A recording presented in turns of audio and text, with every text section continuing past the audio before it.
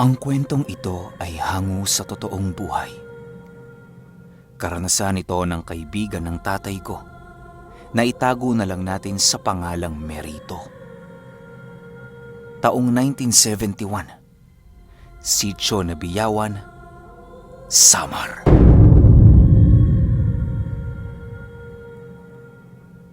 Itong mga panahong ito, kasalukuyang nasa pangangalaga ng kanyang mga magulang itong si Merito.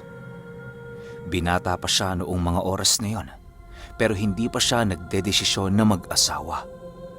Nais kasing tulungan ni Merito ang kanyang pamilya, gawa ng kapos sila sa kanilang pang-araw-araw na buhay. Halos awang-awa noon si Merito sa kanyang ama't ina dahil sa pagtatrabaho nito, gabi man o umaga. Ang pinagkukuhanan ng hanap buhay nila Merito sa Nabiyawan ay sa pagtitinda lamang ng tuyo sa kanilang sityo. May kamag-anak kasi silang nakatira di kalayuan sa dagat na siyang nagbibigay sa kanila ng mga tuyong kanilang ibinibenta. Paminsan-minsan kapag anihan ng munggo, nakikigapas din itong sila Merito upang kahit papaano'y merong dagdag na kita silang nakukuha. Isang araw, maaga pang inayos ng ama ni Merito ang kanilang kalabaw. Meron kasi silang tutunguhing sapa di kalayuan sa kanilang lugar. Noong nakaraang hapon kasi, nabalitaan nila Merito na maraming nahuling isda sa lugar na yon. Bale, ang gagawin nila, makikihuli rin sila ng mga isdang maaari nilang ibenta at pamuno ng kanilang kumakalam na sikmura. Umaga pang umalis noon sila Merito upang hindi sila abutan ng gabi sa kanilang paglalakbay, pabalik sa kanilang bahay. Merito, yung pagkain natin, tubig at gasera, dalhin mo na rito sa labas at maya-maya't aalis na tayo. Wika ng ama niya. Sige ho tay, ako na hong bahala. Sagot naman ni Merito. Agaran din naman itong tinugon ang nais ng kanyang ama nang marinig niya ang utos nito. Paglabas ni Merito ng kanilang tahanan, dala-dala na niya ang gamit na pinapakuha sa kanya ng kanyang ama. Kasabay ng pagkuha noon ni Merito ay ang pagpapaalam nilang dalawa sa kanyang ina. Matapos nilang makapagpaalam, nilisan na nga nila Merito ang kanilang tahanan. Hindi pa noon tirik ang araw, kaya alam nilang mag-ama na makakarating sila sa kanilang pupuntahan ng mas maaga. Ang dinadaanan noon nila Merito ay 100 punong-puno ng kakahuyan. Wala silang nakakasalubong doon sa kadahilan ng napakaaga pa nilang dumaan sa lugar na yon.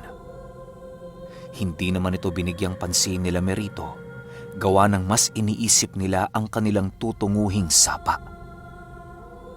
2 oras lamang ang lumipas, nakarating na nga itong sila Merito sa sapang kanilang nais puntahan. Agaran nilang inayos ang kanilang mga gamit sa panghuhuli ng isda upang makarami sila ng huli. Ang ama noon ni Merito, nilagay na sa tubig ang kanilang mga alay upang mabigyan sila ng maraming huli. Matapos nilang makapagbigay ng alay, doon na nila inumpisahang manghuli ng isda.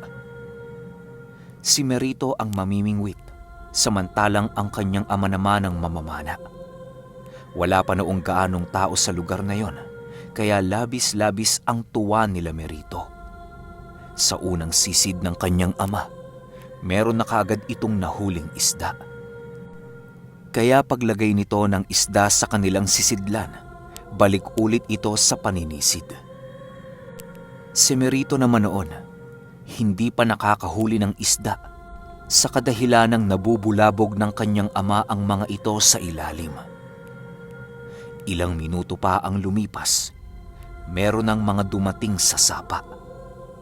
Alam ni Meritong manghuhuli din ng isda ang mga yon, kaya hinayaan na lang niya. Ilang oras pa ang lumipas, marami na ang nahuli nila Merito. Pinili nilang kumain na muna at magpahinga upang paghandaan ang susunod nilang pagsisid sa sapa. Bale, napagpasyahan ng ama noon ni Merito na hapon na sila uuwi ng kanilang pamamahay. Hindi naman noon nakatanggi si Merito, gawa ng ama na niya mismo ang nagdesisyon. Sa pagsapit ng tanghali, pansin nila Merito ang pagsialisan ng mga taong namimingwit at sumisisid.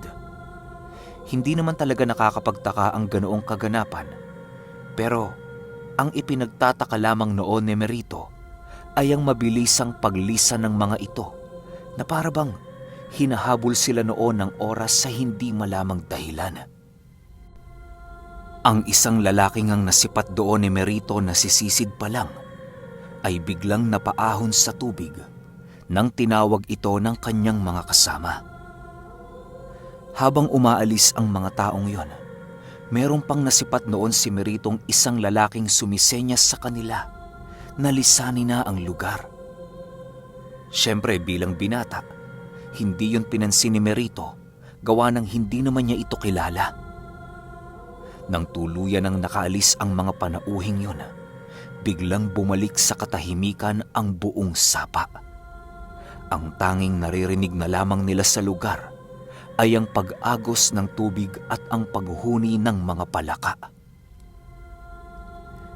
Tay, bakit biglang nagsialisan yung mga yon? Nagtatakang tanong ni Merito. Hayaan mo ang mga yon, anak. Baka walang dalang baon kaya napilitang umuwi. Sagot naman ng kanyang ama. Bantayan mo na lang yung mga isdang nahuli natin. Baka tangayin niya ng kung anong galang hayop. Dagdag pa nito. Matapos nilang makapag-usap, agaran ding sumisid ang kanyang ama sa sapa.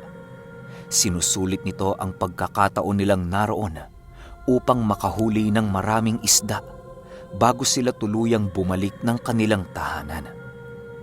Sa pagsapit ng 3:00 ng hapon, laking gulat na lamang ng ama ni Merito pag-ahon nito nang masipat niya ang mga panauhing nagmamasid sa kanila, di kalayuan sa kanilang kinaroroonan.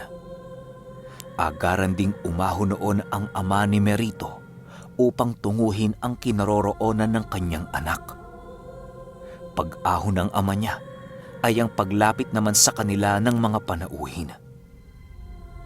Sa pagkakatanda ng ama ng kaibigan ko, nasa 8 ang bilang ng mga taong lumapit sa kanila noong mga oras na yon. Ang 4 sa mga ito ay babae at ang 2 lalaki naman ay merong katandaan na. Paglapit nito sa kinaroroonan nila Merito, agarang nagwika ang isa sa mga matanda doon ng, Ano ang ginagawa ninyo rito? Hindi ba't alam niyo ang patakaran sa sapang ito? Ano pong alam namin? Dayo lang ho kami rito mula sa kabilang baryo. Sagot naman ng ama ni Merito. Nang marinig ito ng mga panauhin, biglang nanlisik ang mga mata nito habang nakatitig sa kanilang dalawa. Si Merito noon, dahan-dahan ang nakakaramdam ng pagkabahala para sa kanilang kaligtasan. Ang titig kasi ng mga panauhing lumapit sa kanila ay tila ba merong nais gawin sa kanilang hindi kaaya-aya. Umalis na kayo! At manginginain kami sa lugar na ito! Pasigaw na wika ng isang matanda. Dahil sa sinabi ng matandang yon, agarang uminit ang ulo ng ama ni Merito. Ayaw na ayaw kasi nitong sinisigawan siya ng ibang tao, kaya biglang nag-iba ang tono ng pananalita nito. Bakit? Sa inyo ba ang sapang ito? Pakitaan niyo ako ng titulong pagmamayari niyo ang sapa at kami ay aalis kaagad.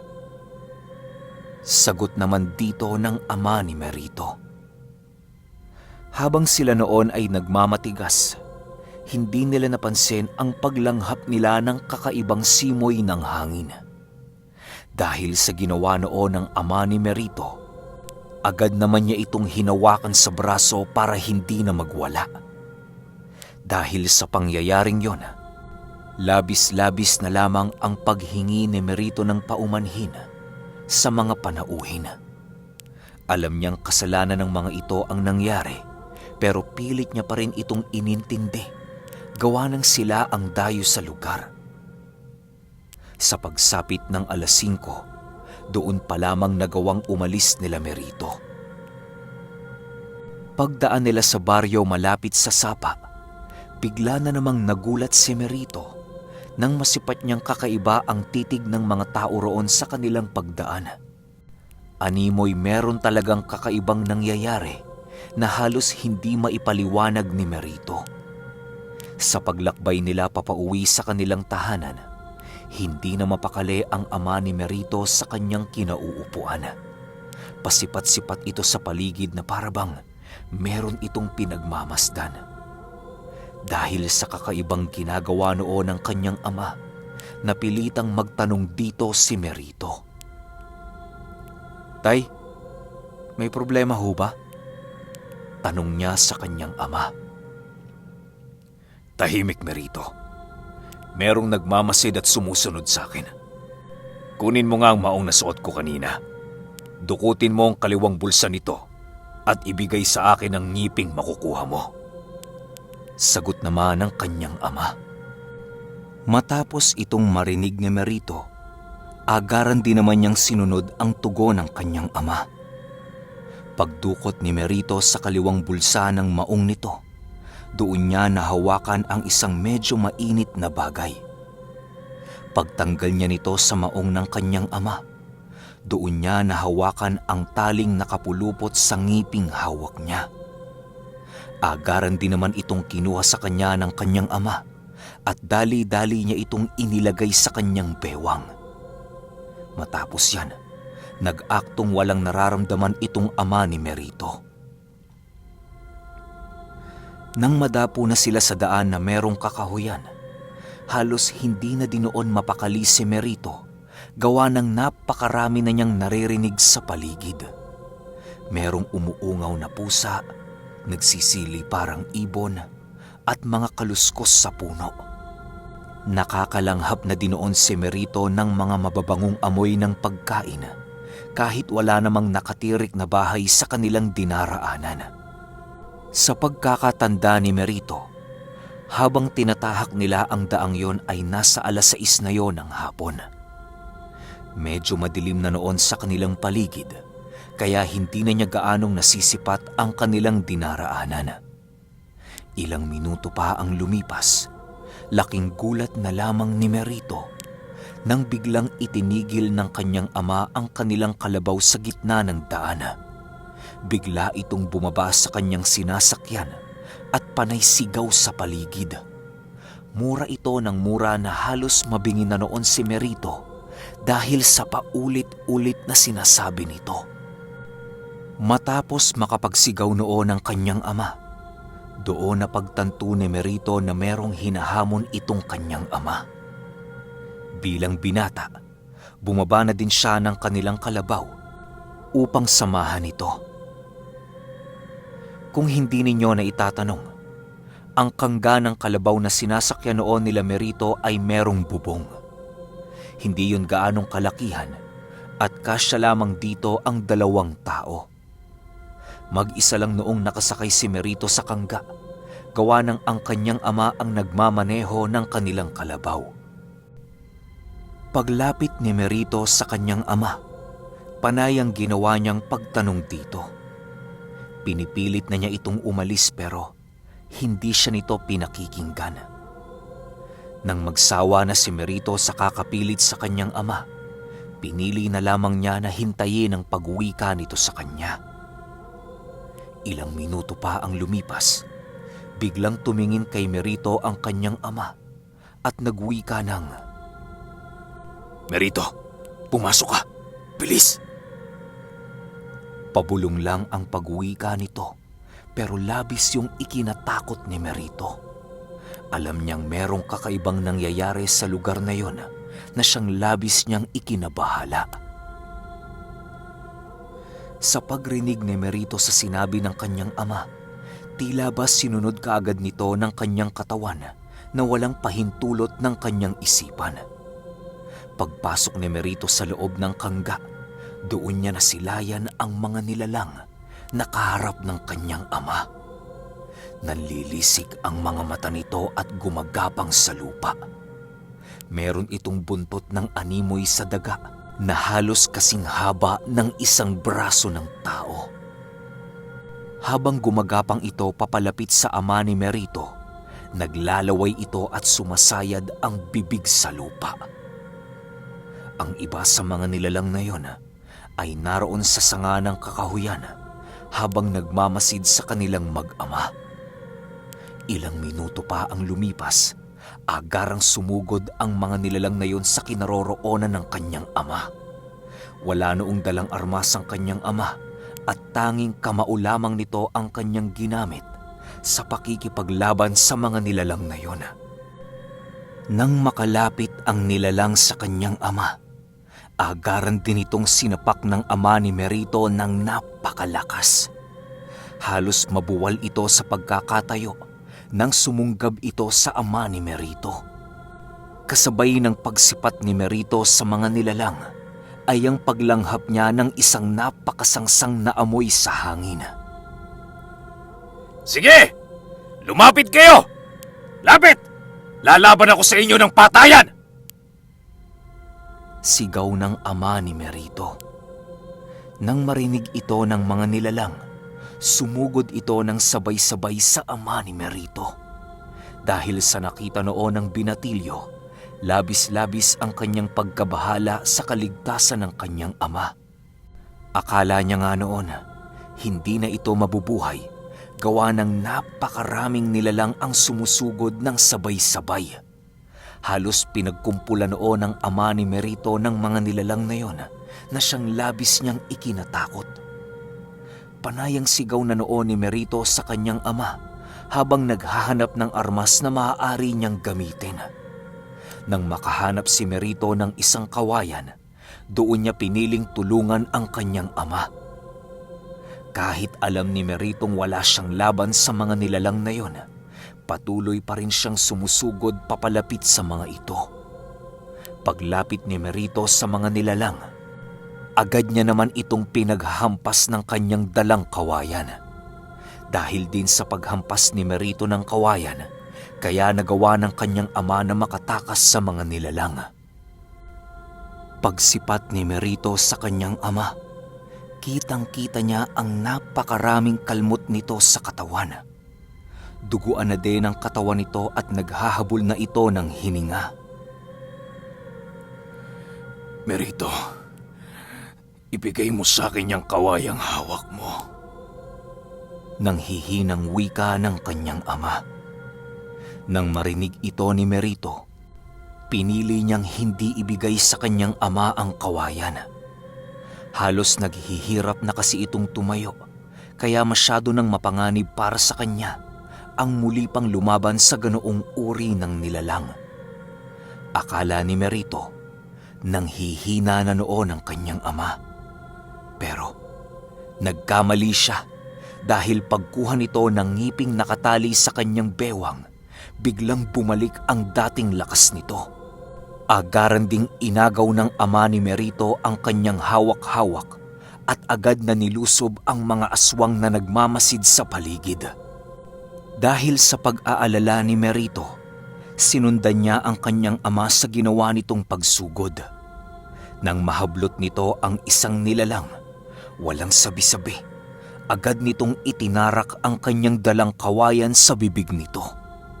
Hindi pa ito nakontento at inikot pa nito ang leeg ng nilalang na yon. Kasabay ng pagbagsak ng nilalang sa lupa ay ang pagsiiyakan ng mga kasama nito sa paligid. Hindi na din nagawa ng mga nilalang na yon ang sugurin pa sila dahil sa kanilang paghihinagpis sa namatay nilang kasama. Pagbalik nila Merito sa kanilang kalabaw, umalis din naman sila kaagad sa lugar na yon. Pagdating nila sa kanilang sityo, pinili muna nila Merito na humanap ng albularyo upang ipagamot ang sugat na natamo ng kanyang ama. Dahil sa meron silang kilalang albularyo, agad din namang naagapan ang pagdurugo ng sugat ng kanyang ama.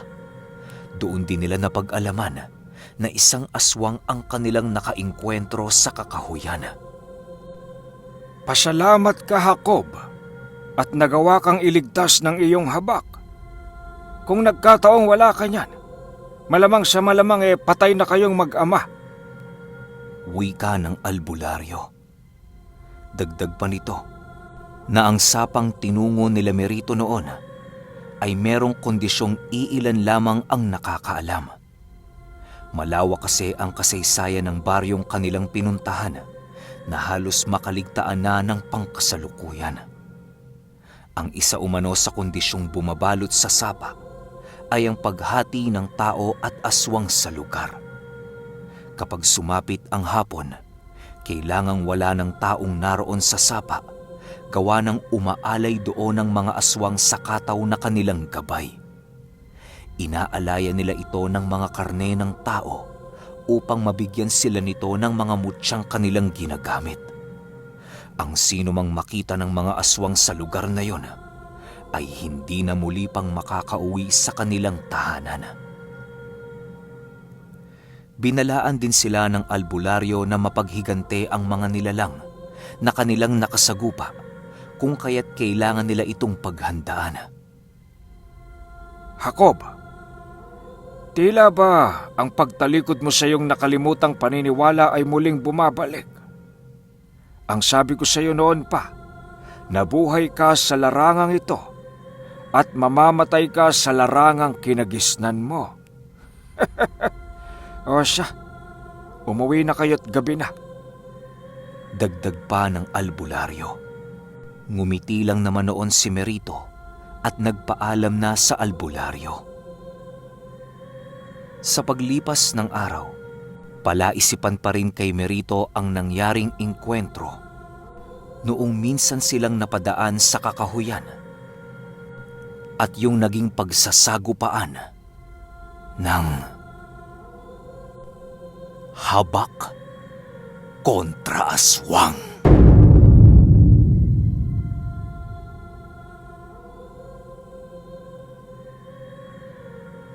Okay, yung ngipin pala habak, no? Sinong nag-akala ng ngipin ng kalabaw yung hawak ng tatay niya? Kasi nung pagkarinig ko ng ngipin kanina, yung dinukot sa bulsa, akala ko talagang ngipin ng kalabaw, pero habak pala. Ang hindi ko lang alam, anong klase, no? Ano bang ngipin yun? Alam ko yun yung parang ngipin ng aso, matulis, tas may iba pang orasyon doon. May iba pang orasyon para doon bukod doon sa ngipin ng kalabaw. Kala ko talaga ngipin ng kalabaw, mas maganda sana no? Kaso hindi habak daw Okay, shoutout muna natin yung mga nag-comment sa pinned comment ko. Nandyan sina Archie Divino, Norman Pancho, Sheila De Pedro, Wilkie Umerez, Miguel Alfred Bandoy, Burn25, Marlon Bangilan, Hazelin Bautista, Aubrey Sikian, Rovi Samaniego, ako si Bleeder, Del Banua, A. Camarig, Aljon Contreras, Aswang Stories, Rian391, Mylene Lintag Official, Ricky Gonzalez, Eileen Dorothy, John Paul Tutay, Lealyn Corpuz, Nana Chang TV, Florence Galego, Arlene Lubiano, Sherwin Gantalaw, Jerry Cortez, Ann Humakis, Mami Tabzihan, Leo Alcantara, Rodel Garcia, Troy Leary, Dimple Yumi, Biker Guy, Monet Taguyam, Mario A. Gabalo, Sherwin Fran, Nimea Brogarolas, Judith Bondok, Earl Viñas, Johanna Bantilio, Ang Manlalakbay, Felmar de la Cruz, Cholo Caleb, Jing Gloria, Glenda Capasio, Jomar Genciana, Artemio Mier, Julay Salvejo, Carmelita Mabanag, Rubina Samalburo Totorain, Loriano MJ, Itzuki Clan, Argel Verceles, Andy Boy CM, Cecil Rodriguez, Janro Pahilanga at kay Mandy Corisay. Ayan, maraming salamat sa inyo. Baka isa pang story tapos essing tayo or essing muna. Depende kung paano yung masisend sa akin. Yun lang. Hanggang sa susunod na kwento. Salamat.